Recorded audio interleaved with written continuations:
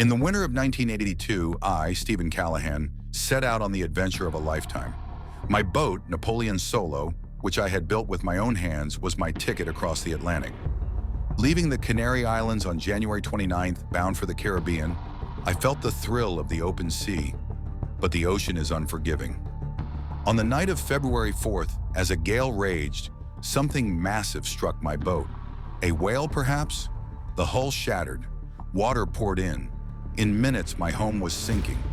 I grabbed what I could: my survival kit, spear gun, an emergency bag 1, and inflated my life raft, Rubber Ducky 3.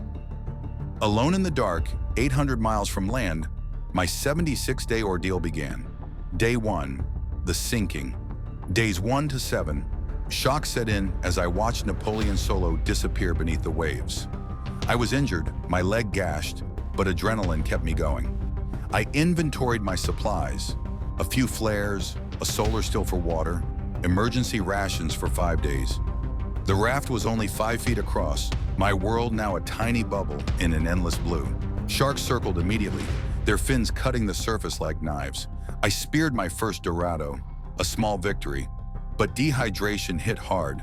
My solar still produced barely enough water. Storms tossed me like a toy, and I bailed constantly to stay afloat. I thought of my family, my dreams, anything to keep hope alive. Week 1, shock and survival basics. Days 8 to 14, the isolation gnawed at me. I rigged a makeshift sail from my clothes, trying to steer west towards shipping lanes. Barnacles grew on the raft's bottom, attracting fish and more sharks. One night, a shark attacked, puncturing the raft. I patched it with whatever I had, my hands raw. Food was sporadic. I ate raw fish, their eyes staring back. Hallucinations crept in from thirst and exhaustion. I named the fish that followed me, like companions in my solitude. The sun burned my skin, sores festered. Yet I calculated my position with a sextant, clinging to logic amid chaos. Week 2, repairs and isolation. Days 15-21. Hope flickered when I saw my first ship. I fired a flare, but it passed by unseen. This happened 9 times over the weeks, each miss a crushing blow. My body weakened. I lost weight rapidly, my muscles atrophying.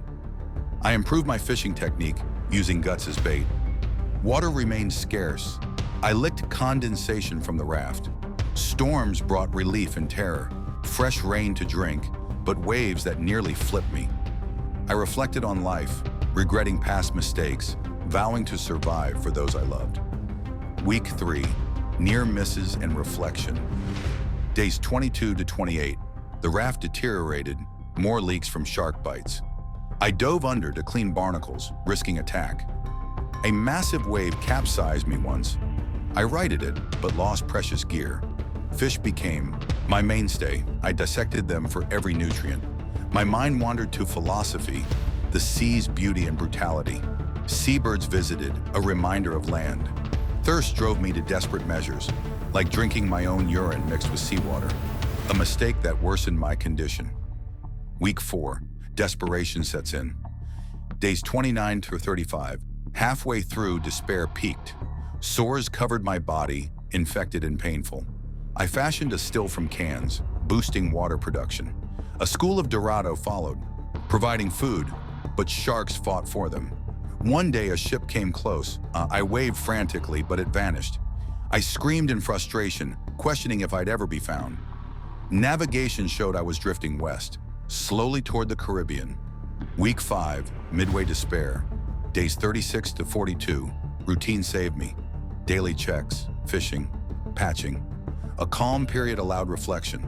I wrote in my log, preserving sanity, but a storm nearly ended it, tearing the raft. I repaired it in exhaustion. Birds increased, signaling land, but still no rescue.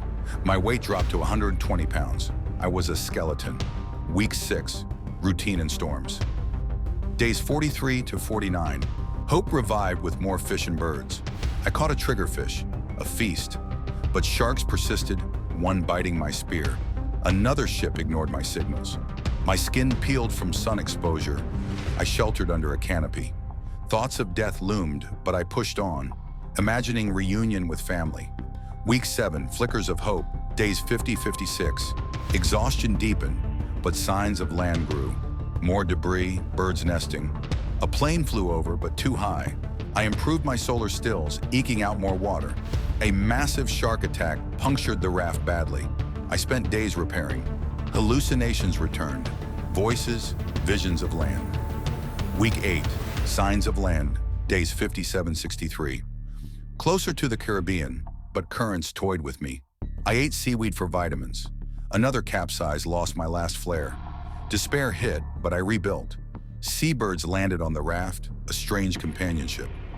My body was covered in boils. Pain was constant. Text on screen, week 9. Perseverance. Days 64-70. The end neared. More planes, but no rescue. I spotted lights at night, ships or islands. My raft was barely afloat, leaks everywhere. I speared my largest fish yet, sustaining me. Thoughts of giving up flashed, but survival instinct prevailed. Text on screen, week 10, the final push. Days 71-76. On April 21st, fishermen spotted my raft near Guadeloupe. The birds circling drew them. They were ironic saviors. They hauled me aboard, emaciated, 40 pounds lighter, and covered in sores. I had drifted 1,800 miles. Hospitalized, I recovered, forever changed. The sea taught me resilience, the power of hope. Text on screen, day 76, rescue. Adrift is more than survival. It's the human spirit's triumph. Read my story to understand the depths of endurance. Buy the book today. Link on description.